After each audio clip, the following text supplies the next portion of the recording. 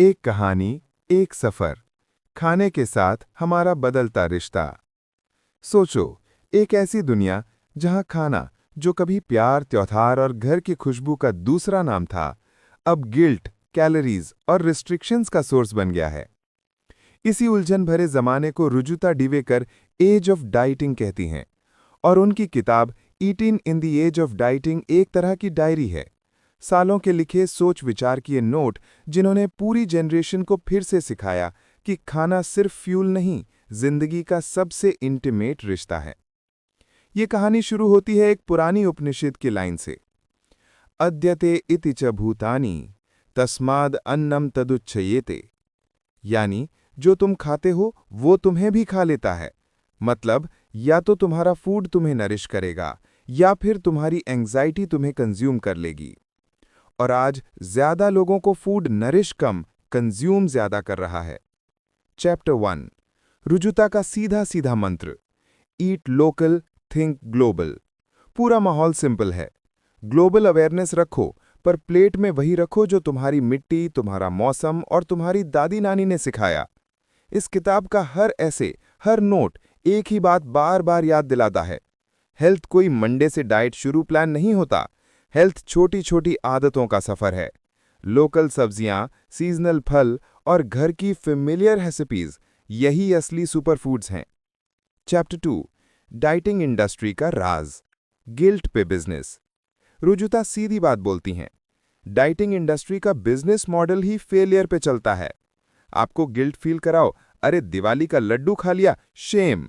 फिर एक शाइनी नया डिटॉक्स प्लान बेच दो, फिर वो डिटॉक्स प्लान फेल हो जाए, फिर गिल्ट, फिर एक नया प्लान, और ये चक्रव्यूह चलती ही रहती है।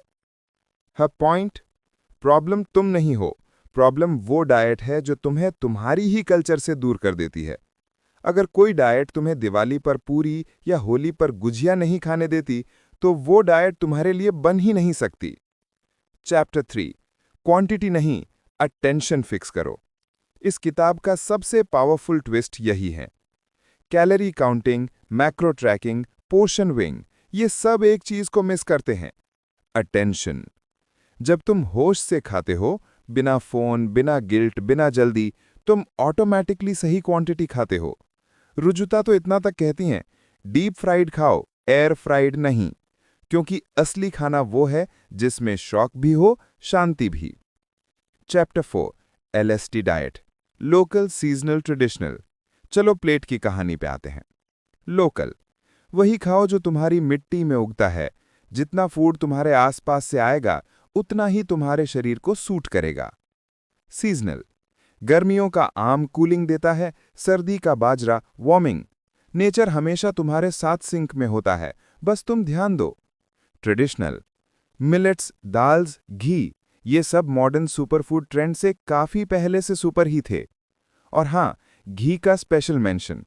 एक चम्मच गर्म रोटी पे या खिचड़ी में सिर्फ टेस्ट नहीं बढ़ता, बॉडी को विटामिन्स अब्सॉर्ब करने में मदद मिलती है। ADE, all fat soluble. घी के बिना प्रॉपरली डाइजेस्ट ही नहीं होते। Chapter 5, festival food, fear free, guilt free. Diwali हो या पोंगल, मिठाई हो या पूरी, फेस्टिवल फूड को एनिमी बना दिया गया है। रुजुता कहती हैं, घर का खाना, घर की मिठाई कभी प्रॉब्लम नहीं होती। एक सिंपल फेस्टिव थाली, एक फ्रेशली फ्राइड आइटम, एक मिठाई, दाल, चावल, रोटी, एक सब्जी, चटनी, पापड़ या पिकल, और सबसे जरूरी इंग्रेडिएंट, कॉन्वर्सेशन, अटेंशन। सिल्वर थाली हो या कांसा प्लेट, खाना शेयर करने का सुकून ही असली न्यूट्रिशन है। चैप्टर 6, एक्सरसाइज, पनिशमेंट नहीं, डेली हैबिट। फिटनेस का मतलब जिम मेंबरशिप नहीं, चलना, उठना, बैठना, घर का काम, स्ट्रेचिंग, सब काउंट होता है। और इसमें रुजुता की फेवरेट चीज क्या है? सूर्य नमस्कार। एक पूरा body workout, stamina, flexibility, digestion, spine health, breathing, hormones, सब कवर हो जाता है। दिन बिजी हो, एनर्जी कम हो, तो 3 से 5 राउंड्स भी कर लो, काम हो जाएगा। Sleep, the hidden weight loss tool. Sleep को हम सब इग्नोर करते हैं, पर इस किताब में स्लीप एक फुल फ्लेज्ड पिलर है, क्योंकि कम सोने से हंगर हार्मोन्स बिगड़ जाते हैं, क्रेविंग्स बढ़ जाती हैं, स्ट्रेस और कॉर्टिसोल बढ़कर बेली फैट इंक्रीज होता है। बॉडी का नेचुरल क्लॉक हिल जाता है। टारगेट 7 to 9 आवर्स, और हाँ, स्क्रीन दूर रखो सोने से पहले। Sleep discipline is more powerful than any diet discipline. Relationships and mindfulness, emotional ecology. Health सिर्फ प्लेट का नहीं, माइंड का भी मामला है। Eat with gratitude, not guilt. घर का खाना, शांति से खाना, प्यार से खाना, ये डाइजेशन को भी ठीक करता है और इमोशनल ईटिंग भी कम होती है। रुजुता स्पेशली वार्न करती हैं, बच्चों को फूड पे टॉर्चर मत करो, उनकी फूड की रिलेशनशिप खराब मत करो।